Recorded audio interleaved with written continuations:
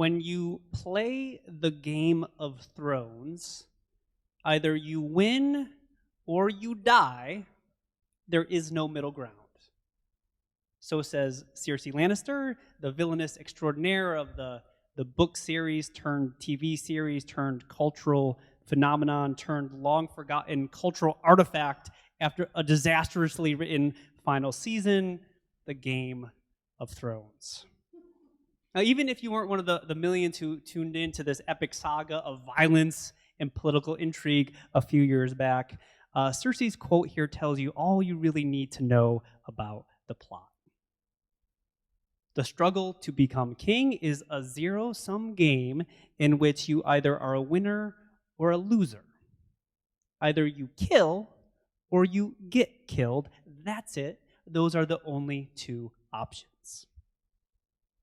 Now, while for us, this is just a really great premise for a great TV show, not final season notwithstanding, for the Roman governor Pontius Pilate, who we meet in this morning's story, that was the actual day-to-day reality in which he lived his life. The Roman Empire that Pilate served was something the likes of which the world had never before seen. Its military machine was an unstoppable force, felling kingdom upon kingdom upon kingdom upon kingdom upon, you're getting the drift? Until at the height of its power, it claimed some 1.7 million square miles of territory. That's about half the size of the continental U.S. And it counted within its borders some 57 million people. So it was just this sprawling, expansive kind of empire. And conquering kings and absorbing their kingdoms was so commonplace, in fact, that the Romans developed an easy-peasy three-step system for bringing conquered territories under their control and their governance. So step one, after a territory was good and conquered and all that messy bloodshed business was over with, they would make a register of all the cities and the towns in that territory. Step two, they would conduct a census of the population. And step three, they would take a survey and map out all the land that they had just conquered. All this was done, of course, for taxation purposes, because what's the point of going through all the messy business of conquering if you can't make a little rub in the process? And if you remember back to our Christmas pageant that took place just 3 months ago, although it kind of feels like a lifetime ago, the reason Joseph and Mary had to go back to Bethlehem in the first place was because they had to participate in a census. And you guessed it, that census was part of the Romans' three-step process of bringing the conquered territory of Judea fully under their control. So all of this is a very long way of saying that the Roman governor Pontius Pilate, a man whose role as governor of a conquered territory existed solely because somebody else had lost in this Game of Thrones, Pontius Pilate would have recognized better than most that political power is a fragile thing. And if you want to hold on to it, it's a thing that needs to be fiercely fought for and protected. Because when you play this game, as Cersei Lannister reminds us, either you're a winner or you're a loser. There is no middle ground. And that is why the very first question that Pilate asked Jesus after Jesus has been turned over to him in this morning's story is, are you the king of the Jews? Are you the king of the Jews? Now, to be perfectly clear, with this question, Pilate is not asking Jesus if he really is the Messiah. Pilate is not asking Jesus if he really truly is the Son of God. Pilate, non-Jewish Roman political appointee that he is, he could quite frankly give a rat's patootie about any of that. He does not care about any of Jesus' religious claims. He does not care about any of the theological bones that Jesus has to pick with the Jewish religious establishment. He could not possibly care less. And instead, with this question, are you the king of the Jews? What Pilate is really asking, the real question he is asking here is, Jesus, are you more than just a spiritual teacher? Jesus, are you in any way, shape, or form a king in the traditional sense that one is a king? Not just someone with spiritual authority, but someone with ambitions for real worldly political power. So here's Jesus. He's been just turned over to Pilate on all sorts of trumped up charges, and Pilate's first concern is not with whether or not Jesus is innocent, not whether or not he's guilty, but rather his first concern, his only concern, is with sussing out whether or not Jesus is a political rival. And why does he do that? Pilate does that because he is through and through a politician.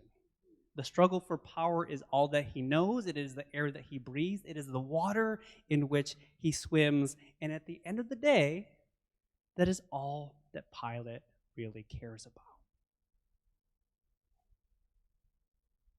As for Jesus' reply to Pilate's question, it is quintessential Jesus. Pilate asks him a straightforward question. He says, are you the king of the Jews or not? And Jesus' reply is, you've said it. You have said it. This whole Messiah business doesn't work out for Jesus. He has a promising career ahead of him in the White House briefing room. Because that is a non-answer answer, the likes of which even the most seasoned of politicians would be proud to have given. You have said it. Now, what I want us to take note of here is that is neither an affirmation nor a denial of Pilate's question. And at the same time, it is both an affirmation and a denial of Pilate's question. On the one hand, Jesus doesn't say, I'm just a super spiritual dude over here doling out spiritual wisdom for people's personal lives that isn't going to have an impact on the political world. But on the other hand, he doesn't say, yes, of course, I'm a political leader. So Jesus' answer to Pilate's question, are you the king of the Jews, is essentially, I am, and I'm not. What I'm doing, yes, it's going to have political ramifications, Jesus is saying, but I'm not a political leader in your categories. That power that you've been grasping after all your career, all your life really, Pilate, and the power of God being revealed in me are two totally different things, Jesus is saying. I'm not here to play your little game of thrones. I'm here to build a fundamentally different kind of kingdom. A kingdom without border or boundary. A kingdom that can exist wherever God's justice and God's mercy is lived in real and practical ways. A kingdom where the only currency that matters is the currency of radical and inclusive gospel love. A kingdom where power is exercised, not in constant struggle and striving, but is exercised instead in service to others. Am I a king? You have said it. But I'm a king unlike any other. Certainly unlike any king that you've ever met before, Pilate. And while we here sitting in this room this morning, we may appreciate the subtlety and the coyness of Jesus' reply, Pilate is underwhelmed. Pilate pushes Jesus to offer a defense against all the various charges that have been brought against him, but Jesus refuses to speak any further. Pilate then turns to the crowds and offers to release Jesus to them per custom. But instead, the crowd demands the release of a guy named Barabbas. His name is, in fact, Jesus Barabbas, a violent insurrectionist who is in prison for having already fomented rebellion against the empire. Now, this may seem like a strange decision to make, but again, Pilate is a politician. He recognizes that his position is a delicate one, so he gives the crowd what they want. He releases to them the violent Barabbas, and he sends the innocent Jesus off to be crucified.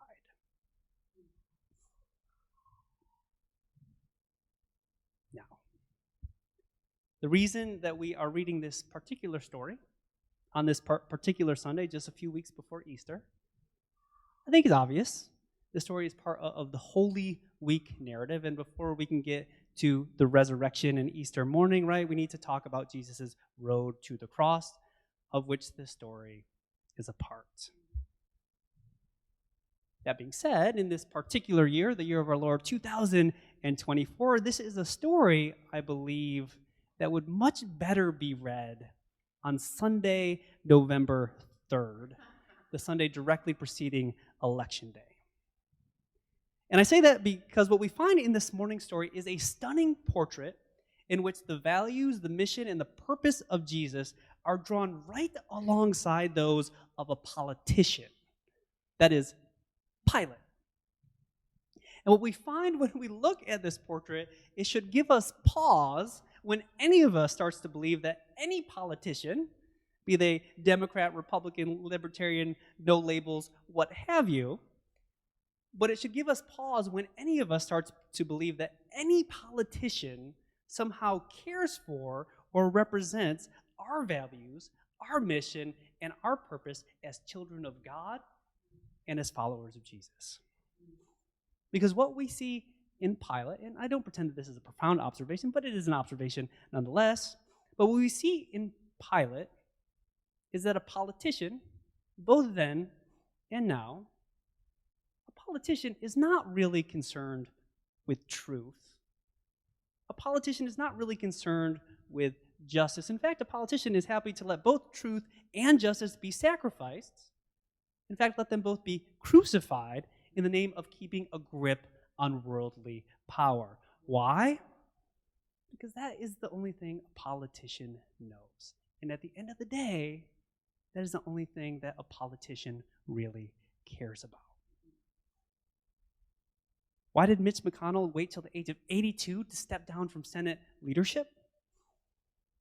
Why did Dianne Feinstein and Ruth Bader Ginsburg both choose to die in office at an advanced age? Hubris, to be sure, but more importantly, it's about not wanting to let go of power. That is all that politicians really, truly care about at the end of the day. But in the gospel story, the story of Jesus' life and his ministry and his doings, God doesn't take on flesh just to be another two-bit player in a broken system. Rather, God takes on flesh to upend that system in its entirety. And to that point, I want to share with you the famous words of one Reverend Tom Skinner. He was a pastor of an inner city church in New York, and he captured it perfectly, I think, when he wrestled with this text in an address he gave in 1970 to a group of college students in Chicago. Recognizing also that to say that a sermon is famous nowadays is really not saying a lot, but to a certain kind of people who listen to sermons outside of the context of Sunday morning, this is a fairly well-known oration.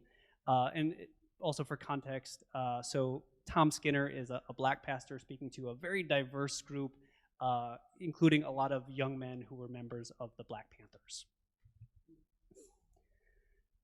And this is sort of long, but it's worth the ride, I think.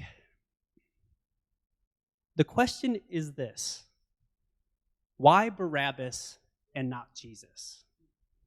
Barabbas is the dude burning the system down. He is killing people.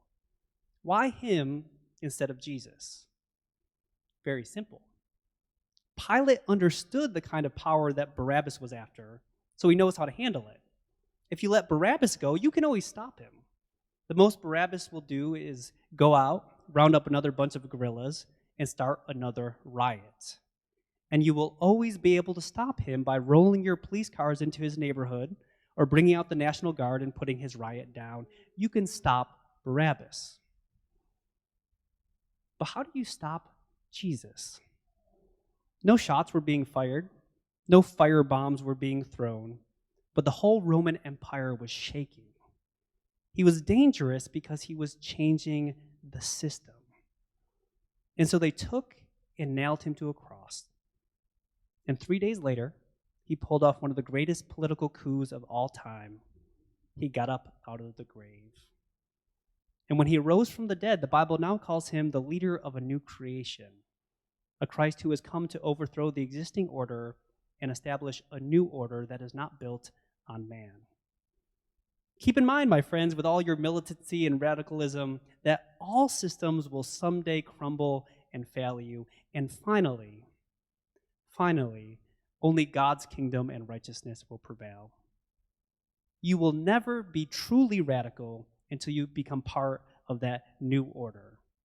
And then, and only then, go out to serve a world that's enslaved, a world that's filled with hunger and poverty and racism and all those things that are the work of evil.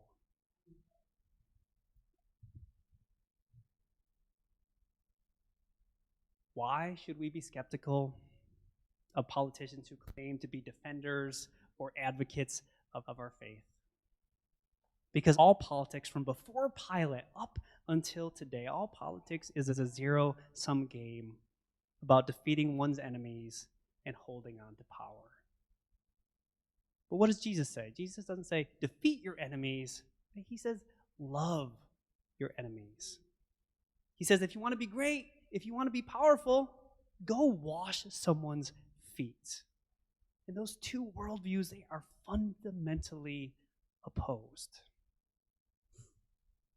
And so as we now begin this long slog from Super Tuesday to Election Day, may we do so with a commitment to carrying forward the actual politics of Jesus, a politics not of domination, but of service, a politics not of coercion, but of compassion, a politics not of self-interest, but of self-sacrifice, a politics not of conflict, but of peacemaking, a politics not of holding grudges, but of offering forgiveness, a politics not of building walls, but of breaking bread together, a politics where love is our law and kindness our revolution. Friends, may it be so. Amen.